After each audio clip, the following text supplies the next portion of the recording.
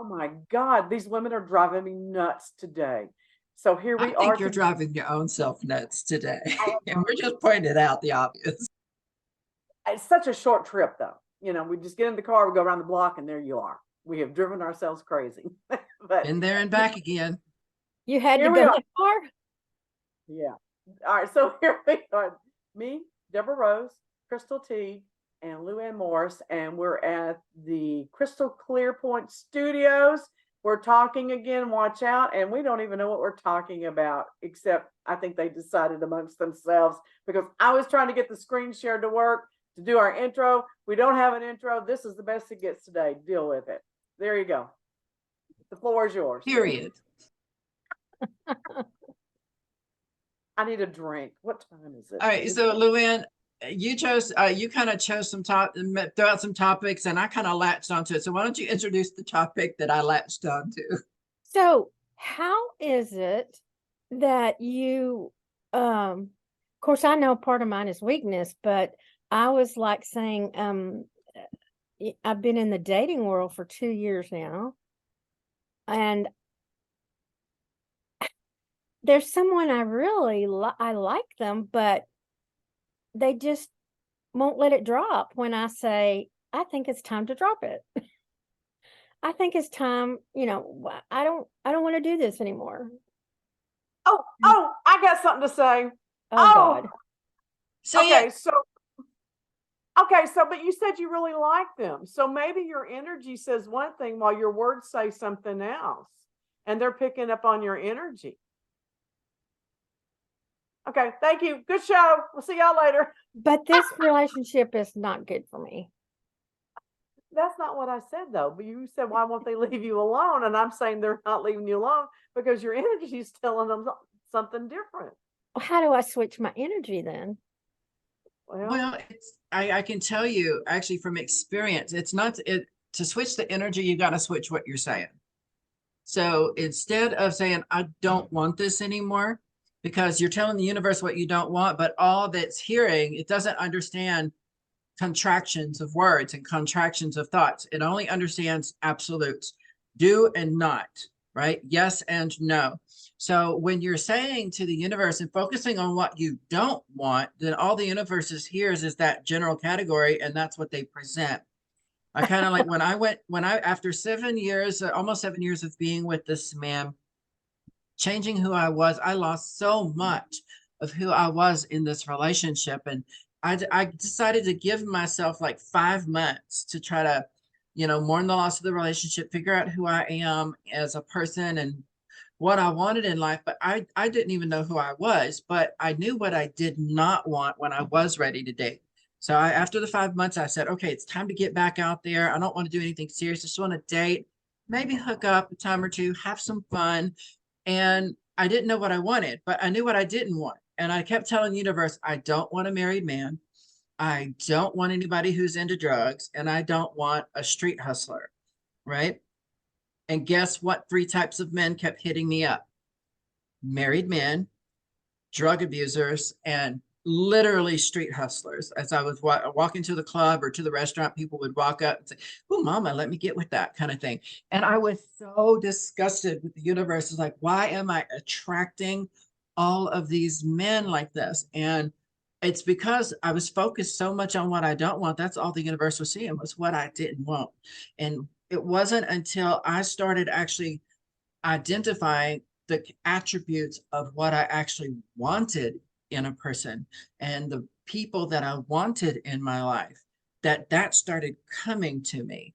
And so while it does have to do with energy, that whole law of attraction, it doesn't matter whether it's a positive or negative aspect, a positive or negative charge. If it's that thing, it's that thing. So if it's, if you say, I don't want apples, you're going to start seeing apples everywhere, you know? If you're like, I don't want a black Wait a minute, car, you're stop going to a start seeing Take a black deep cars breath. everywhere. Take a deep breath. For some of our younger people, that's defined street hustler. A street hustler is a man or a woman, but usually applied to men more than women. And basically, what they're doing is selling their wares. It's another word for a prostitute, somebody who is trying to get with you for money, or Yes. just get with you because they sell themselves because they know they're cute and that they felt they had no other choice. But then they think, oh, well, they're going to get with you. So if you need any more education on that, go watch Richard Gere and American Gigolo. Call me. It's a good show. That man was so pretty when he was young. I think he's still pretty. I didn't say he wasn't. I think he's still Well, so yes, I do know what I want. And I have been saying, you know, I want kindness, appreciation. I want to be cherished. But what happens is I tell this person, you know, this relationship is not working for me anymore. What you need is not what I need. Well, just give me his phone number and let me just call him. Let's get him on the phone. Can Hello. I ask this question? Can I ask this question, Luann? So when he sends you a text, do you respond? I did not respond to him for almost 4 weeks, maybe 5. Same maybe thing with phone longer. calls? I'm not sure. And then all of a sudden I was like lost my mind. Oh my God. Because the When thing he- is, if you really don't want somebody in your life, as much as we want to be kind to the person and spare their feelings, you've got to literally, if they're not good for you, you feel it's not working out, then don't invite it to your life. When it reaches out, ignore them. Don't call them. Don't text them. Oh, wait a Just minute. cut I'm them going to out call him. completely. I'm calling him right now. Hello. Hello. Yes. Yes, Mr. Hustler. No. Yes, you're very good in bed and you're awfully cute. But listen, you are just not partnership material. And if you don't leave her alone, I'm going to break your toe. So quit calling her. There, done. Now, if only that was a real phone call. I could do it, but she won't let me. I've offered. I like making calls like that. I'm good at them. But she's like, no, Deborah, you have to be nicer. Oh, Luann, you could send him a cameo. A cameo. Yeah, what it is you pay a celebrity or a demi-celebrity. It's an app you download and you pay them and they will record a video or make a phone call and they will send it to that person saying she don't want you no more. Yep, I like Be it. gone with you. Let's get the guy that was that plays all the rough criminals. He was in From Dusk Till Dawn. The machete guy. What's his name? The machete guy. Danny, I can't think of his full name. It's Danny something or another. Tahano or something like that. Tahito or Tutu or something. Let's get him to do it. That would be great. Oh my God. That would be so good. Let's do So it. is there a company that does that? Yeah, it's called Cameo. Yeah. Yeah, a lot of people and get a really mean, vicious drag queen to do it too. There's some really great drag queens that do it. That would be really funny. Or you can, if you know a sports figure that's on there or a celebrity that he respects or likes, you can pay them to do it. Here's what the drag queen would say. Honey, with this, what I got right here, I can get all of what you got right there and more anytime I want it. So what do I need you for? Like, honey, with some of these, I can get any of those whenever I want. Whenever I want. I wish you'd let me make the call. I'd have some fun. You never let me have any fun. I know. I restrict you from having fun. You do. You do. You do. Why is that? Why do you hate me so much? You're so full of it. I know. She told me to fuck off a while ago, though. Me of all people. You're muted. Quit hitting the space bar. Not Luann. Luann would never say that. She's far too sweet, angelic, and innocent. That's why I told everybody that, because they think that's true. You have no idea the verbal abuse I put up with this woman. I mean, it is unfriggin' believable. The verbal abuse. you know, if She's like a payphones were chihuahua. still a thing, that payphone calls now would have been about 35 cents. So I got that if you want to call somebody. Okay. I know where you live.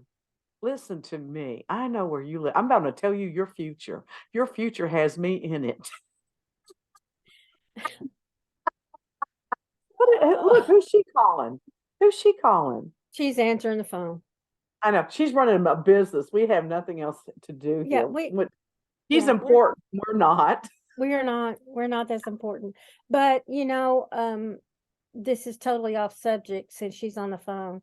But We have a subject. Wait a minute. We have a subject here. What is the subject? the subject is that I need to get the balls to say exactly what I mean. Okay, I want you to look straight down. I want to sit up straight. Those are balls, honey. They're just on your chest. Put them to work. Put them to good use. Okay? No matter what a woman has here, her balls are always bigger than any man's. Yes. Okay? So put them to work. All right, what else you want to talk about? It's my weakness. We need to have a photo session in your front yard. When you said home, I know where you live. That came into my mind. Yeah, we need to, and I need to redo our maybe that's why I couldn't do the intro today and couldn't get the intro to work, because I need to redo the intro with Crystal in it as well. Yeah. I think we just need to have a picture of her with like that. I think that's perfect, with her on the phone, running her mouth. Na na na na na na na. Take a deep breath, Crystal. Let them talk Did now. you see those beautiful pictures she posted she said it was 3 years old? What? She posted some pictures of herself from from 3 years ago, not when she was 3 years old. You said 3 years old. 3 years ago. Yes, I did see them. But see, I've seen her for years and she's always beautiful. And I just, you just get tainted after a while when you see beauty like that every day. You just get used to it. She's making faces. I know. Stop making faces, Crystal. Where she lives too. I know where she lives too. I'm just going to make the rounds tomorrow. The Wicked Witch will be calling on y'all tomorrow. Oh dear. All right. So does that solve your problem? The problem is you. The problem is you. Is me. Yes. I know Because that. you are sending mixed messages. I am. So you've got to quit doing that if you want the thing to change. Why do I give in? Yeah, I'm back. What'd I miss? Who's giving into what? I just said that the problem is mine. I'm not strong enough to not answer.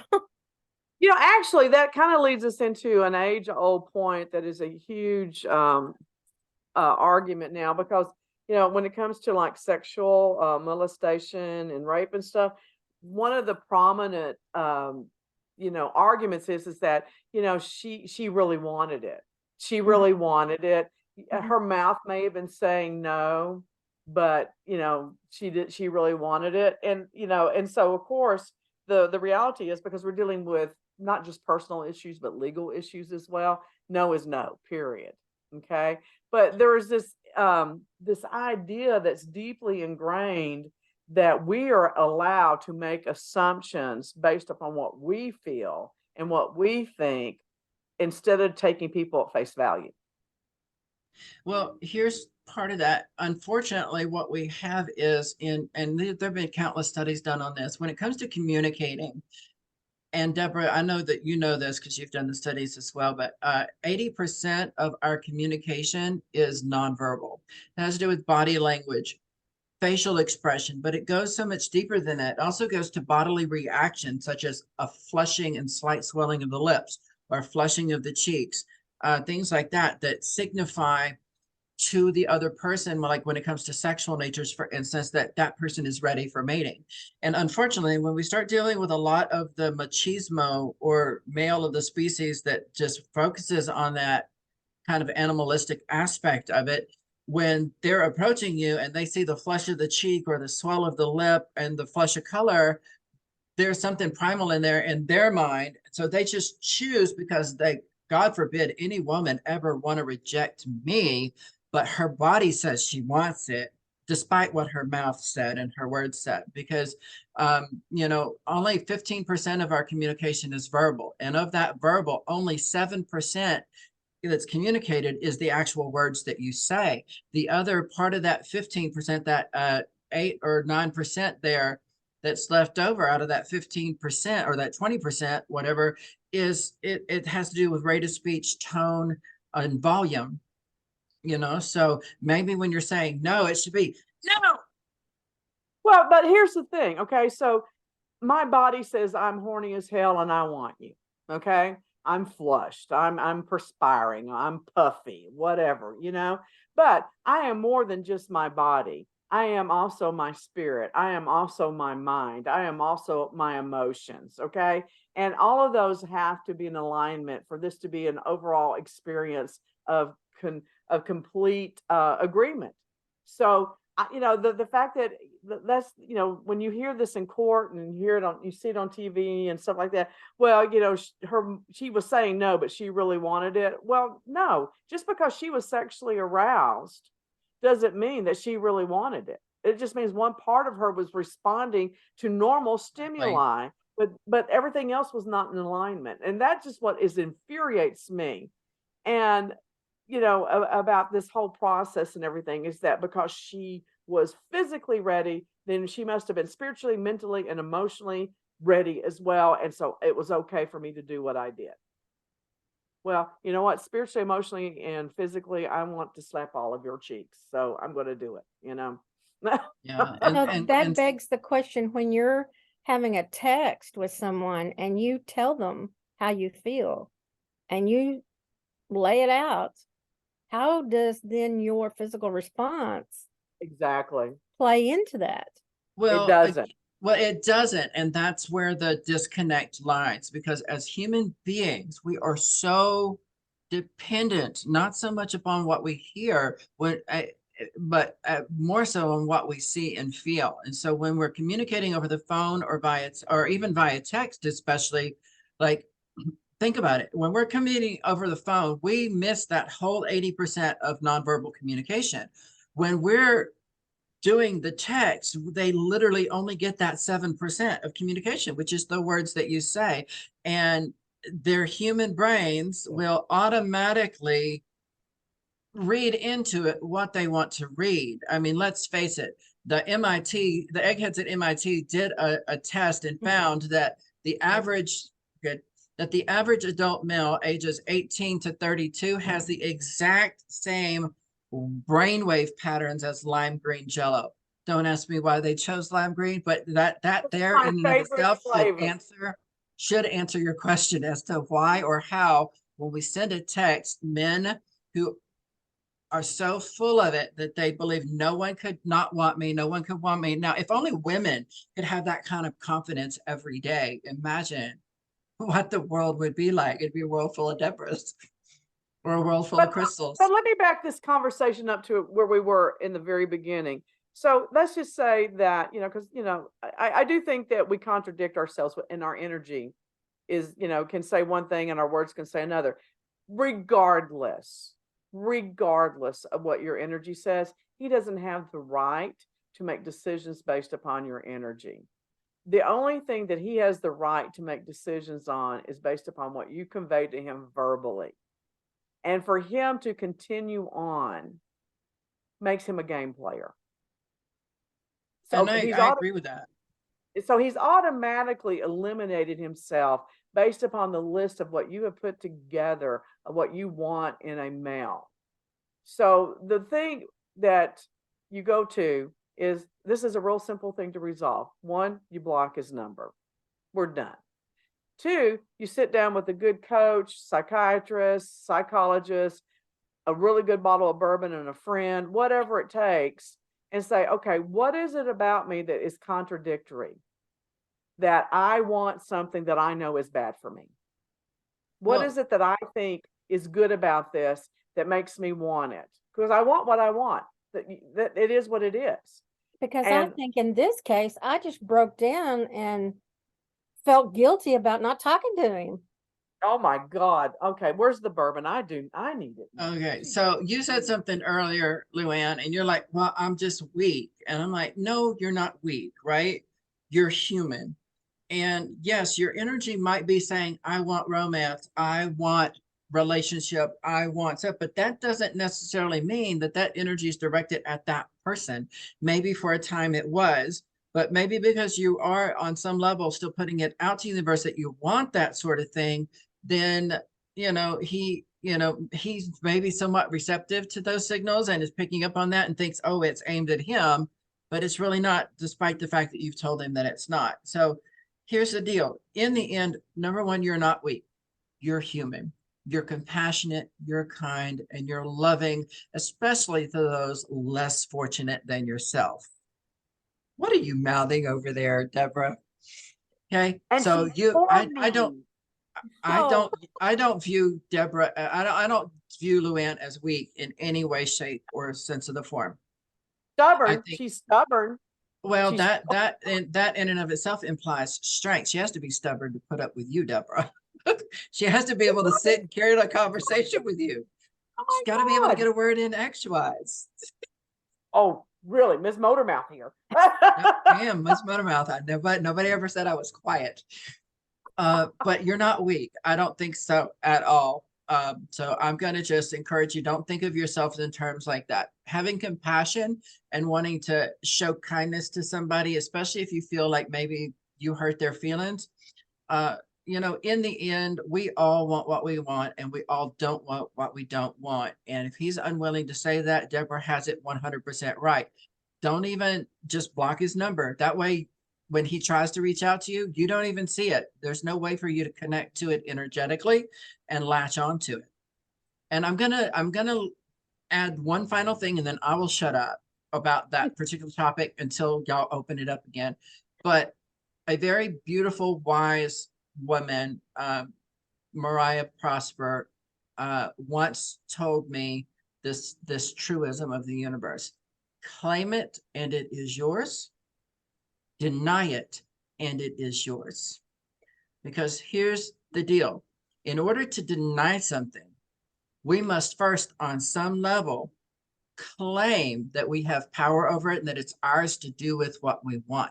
And so because we claim it and then push it away saying we don't want this, the universe thinks that we've already put our tag on it. So when it comes into your life, whether it's a thought, a physical, or a person or an energy, it's okay to observe it. It's okay to acknowledge its existence. But in order to push something away from you, you must first claim it as your own to do with it what you will. So instead of doing that, just acknowledge it, enjoy the ride as it gently floats in and then out of your life without putting any tags on it. Just let it be what it is. And then when it's time to go, it'll go. But I think in my life, I thought that's so simplistic. It can't be true. It can't be what it is. But it turns out it took me 53 fucking years, sorry, to figure that out, that was a truism in the universe. And that is, name it and claim it, name it and deny it. Either way, it's yours because you named it and you had to, you know what I mean? There's that. Okay. Really ironic that you brought that up because I have on my desk this book that was recommended to me by somebody on Facebook. And it's The Healer's Secrets of Successful Prayer by the Healer of Hearts and Minds. And his name is Charles R. Crooks. And it's only like 90 pages. Okay. Stop it. Stop it. And so I ordered the book. Normally I don't order books because someone recommended them because I don't care normally. And I have my own way of doing things. If you But want there a was book, something, you'll just write it. yeah, pretty much. But I ordered this one and I was reading it, and the first 6 chapters, I'm like, why did I buy this book? This is stupid. Okay. And then we hit chapter 7. And it says basically exactly what this woman, what's her name? Crystal. Just what Crystal just said is that whether you put it in the positive or whether you put it in the negative, you're claiming it. But if you put it in the negative, you're assuming that it's not yours, but it is. And you're pushing it away.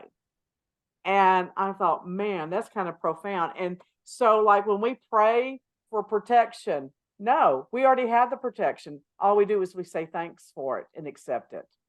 When we pray for healing, no, we're already, the healing's there. And you know, and the reason why this was so profound for me is that I was at um for lack of a better words, at a Bible study a couple months ago. And I go to all different kinds of things. I go to all different kind of religious things. And the thing that annoys me the most about Christian gatherings, and Christian gatherings really bug me, even though I'm a Christian, is that they'll go, okay, let's all pray and ask God to join us. I'm like, you idiots, God is here. She's already here. You need to be praying that you can open up your eyes and heart and accept that God is here and listen and hear what's being said. That the issue is not on God, it's on you. And so all of this just really just makes a lot of sense and ties in for me. So the man that you want is here. You just haven't accepted him. And if we go back to the conversation that you and I were having before we started recording, that's indicative exactly what we're talking about, because you spend so much time and energy with the men that don't fit your list. And you have actually ran away from and walked away from and turned your back on, but yet you keep going back because your kindness propels you to do that.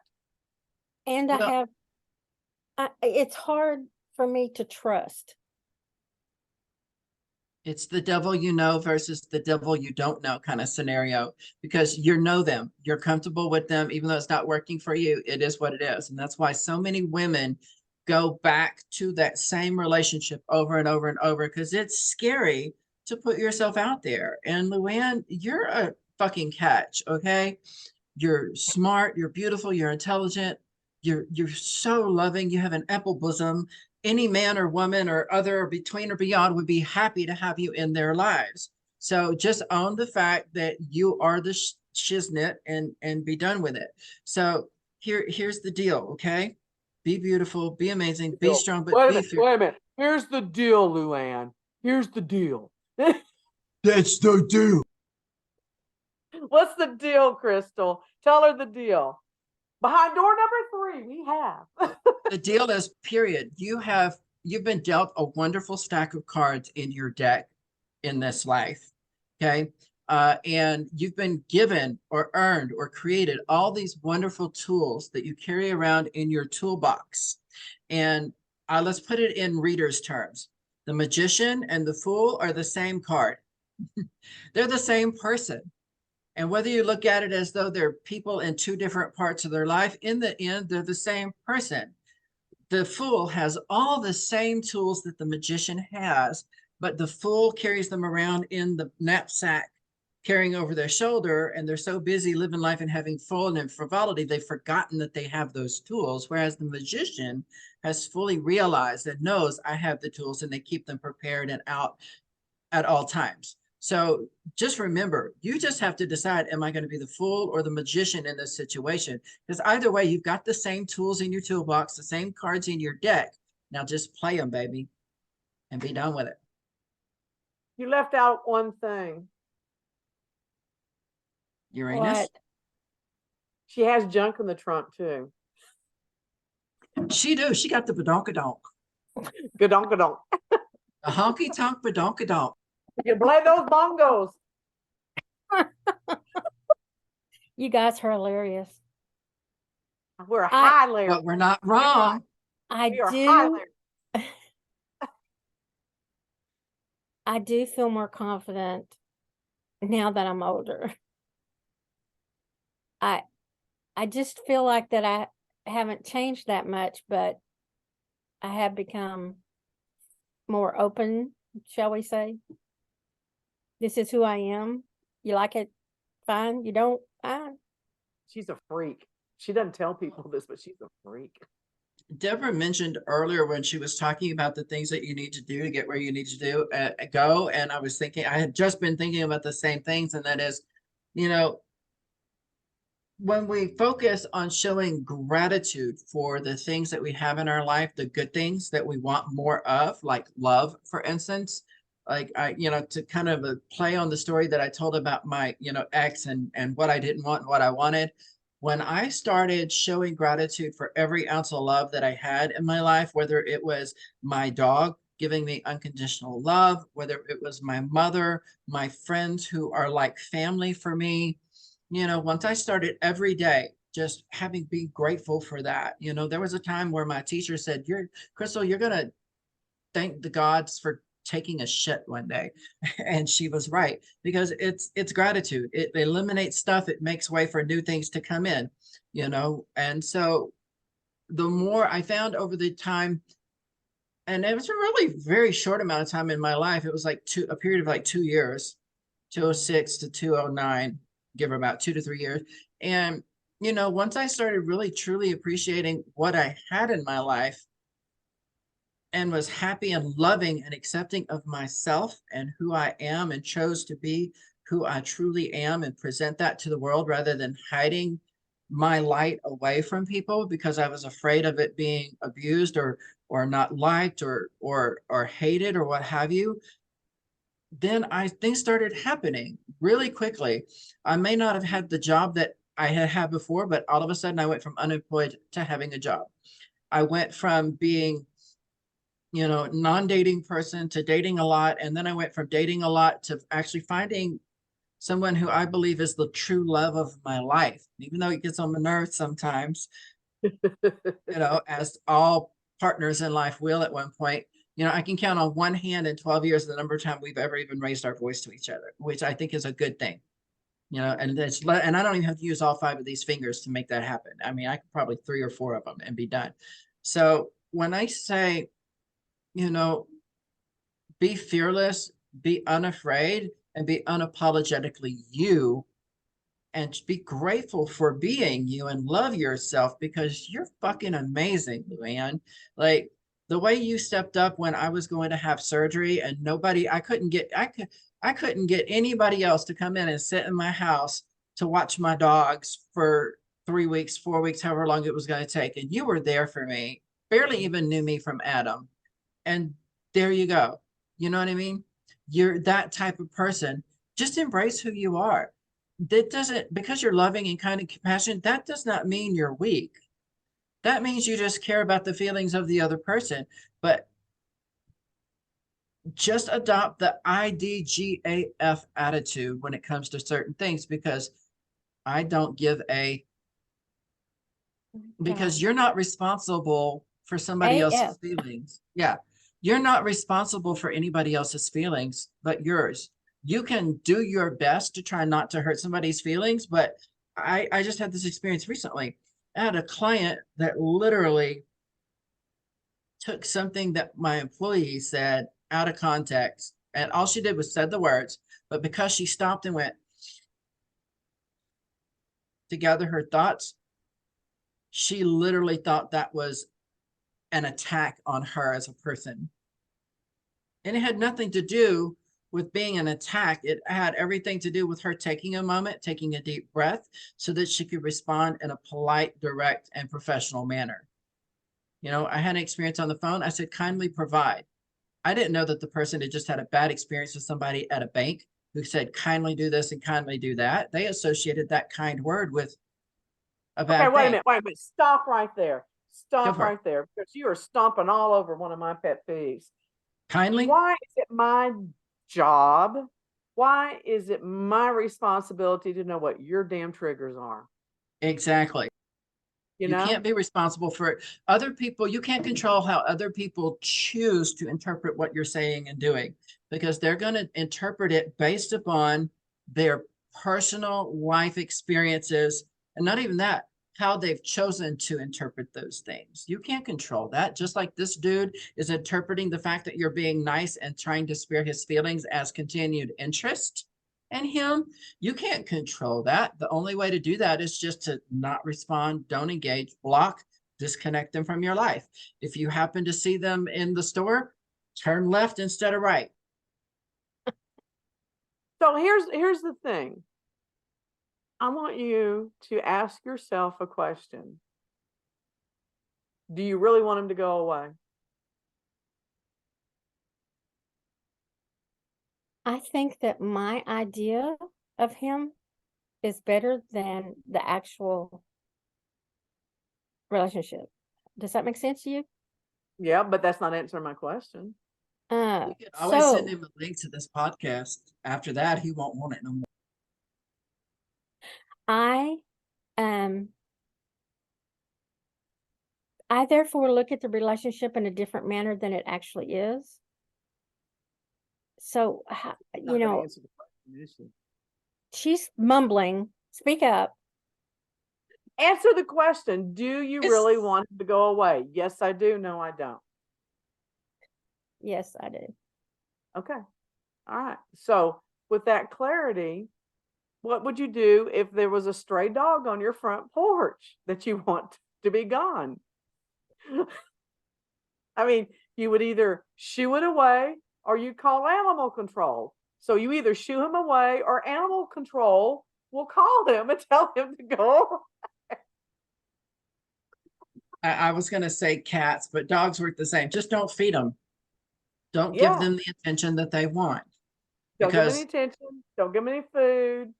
You yeah, know. don't give them because when you feed them the attention, whether it's positive attention or negative attention, it's still attention and they're going to take it for what they want.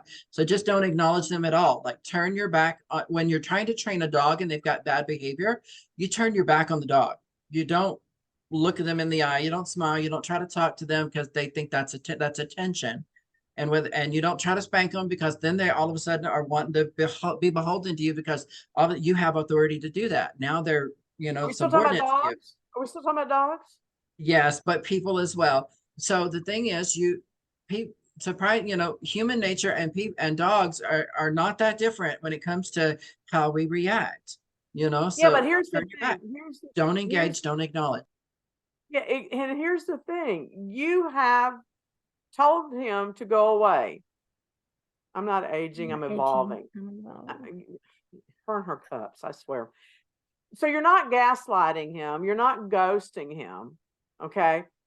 One more time you say, I'm done, and then you're done. And you're not doing those two terrible words because you've already said this is over with. If you go to the bank and draw out all your money, okay, and the bank closes out your account, they don't keep calling you going, would you put some more money in that account? We'd like to have you come back. No, it's done. We're through. They're not going to keep harassing you, asking you to come put money in a closed account. His bank account with you is closed, period. And if you keep opening up the door, then this is no longer on him, it's on you. I know, and I see what I'm doing, and it's on me. I realize that right now, as of today, it's on me. So I only have one else thing to say to you. You ready? Mhm. Lean on me when you're not strong. I'll be your friend. I'll help you carry on. That was just perfect. I couldn't help it. Shut up. You know, I blame our last podcast on this. When we did that last podcast, it's like we just opened up the barn door to just all kinds of. I think we've lost all decorum, all integrity, all respectability. I think we have gone down the rabbit hole, and we are now digging our way to China. See, we should have taken my first suggestion. How do angels interact in your world? See, that was Here my I am, first. baby. How do they interact? They come with wisdom and humor. I mean, truth be told, if you look in the Bible, I mean, they just basically their job is to walk around and observe things. I mean, they don't really walk openly according to every text I've read in the Bible. They kind of are invisible, and their job really is to watch. I think Well, they were personally, called the Watchers. They were called the yeah, Watchers. So yeah, they're taking notes or what? I honestly, I think the whole point is because they lack. There's that saying in the Bible or that song that says, "Amazing Grace." It's had something to do with like angels don't get the same gifts that we do. So as I remember, like in the only time I actually remember angels actually directly interfering besides blowing the trumpet for war and to bring down the walls and that sort of thing, was when they were given direct orders to do so. You know, if it were otherwise, they basically walked around and were invisible. And if they were visible to people, they pretended to be regular people, you know. Unless That's you why, believe in the stories of the Nephilim, and that's a whole nother can of worms. don't And bring them so, aliens up. you know, and so the thing is that we have angels described in the Bible, which is there's very little about them in the Bible if you think about it. Then we have what's in the Well, Talmud. the King James version anyway. Well, King James version had unicorns in it, for God's sake. Good Lord. And then we have the book of Enoch that really gets into depth about the angels. And then we have all kinds of other things that have come up. So I think we should spend a whole hour on this next week. All right. I don't want to sell this short, but because Angelic realms. you two come in here and y'all just switch subjects on me midstream, and I'll just follow you because my ADHD We kicks in. stayed on the same topic all day. Men, specifically Luann's man. Yeah. You notice that if we're not careful, this always turns into a coaching session for Luann. Have you noticed that? Only today. Yeah, I was trying to make it, a blanket. Say, what if you're out there and you just need to stop him from, and then it gets personal, and then you point fingers at me. So, Well, you have a pistol, use it. Am I allowed to say that? I'm allowed to say that. It's humor. No, be humor. very careful, because that exact humor, somebody posted a meme in one of the groups I was on Facebook a couple of days ago, and it says, anybody else beside me find ASMR very relaxing? And my response was no. It triggers my misophonia and it aggravates me to the point I want to smash whatever device I'm listening to it on, and it makes me want to murder the person standing next to me. You know, that was my response. And I got banned. I got put into Facebook jail in all of my groups for 6 hours. I couldn't post. And now if I post something, it's down far on the fate for the next 27 days. And it's because I answered something humorously. And so when I disagreed with this decision, and they said, oh, well, we disagree with your disagreement. Our decision stands. And it was an automated computer doing all this stuff, because I literally disagreed, and within seconds the computer come back and said this thing, and it said, but here's how you dispute it with a live group of people, the workshop or whatever. I know Deborah's been in Facebook jail 500,000 times this year alone. You're in a good company. Come sit with me. We'll sit on the bench and make fun of everybody. So when I follow the instructions, it says, in order to do this, you need 3 things. You need to write an essay statement saying why you feel that our decision was in error, and you need the number of the resolution complaint, blah, blah, blah. It'll be found in the initial email notifying you that you were in violation of community standards. No number in there. So they've literally got you going around in circles. You're not able to get in touch with a real person to actually dispute this. So I literally I'm forced to sit here and grate my teeth and bite my tongue every time, because, unfortunately. You need to do what my daughter does. Okay. God, I hope she didn't get mad at me. Won't be the first time. Yeah. So anyway, she's got like 10 accounts on Facebook, and each account has a point of view.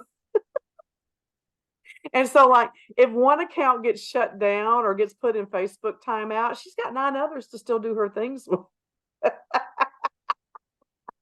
But she has plenty of time to do that. But Facebook is ridiculous with their algorithms and you posted false information. Well, it's been on Facebook 100 times. All I did was share it, and now you're tagging me because it's false. Hello. I feel the same way, because honestly, I see people and groups, there are entire pages dedicated to hate on Facebook, and they're never shut down. You report them, you get this thing that says, oh, we find that the group does not violate our community standards, but they're posting hate, talking about hate, shooting up places, this and that. I routinely receive pictures of buttholes and boobies and people's hands barely. Yeah, I constantly get links to pornography on my feed and sent to emails to me.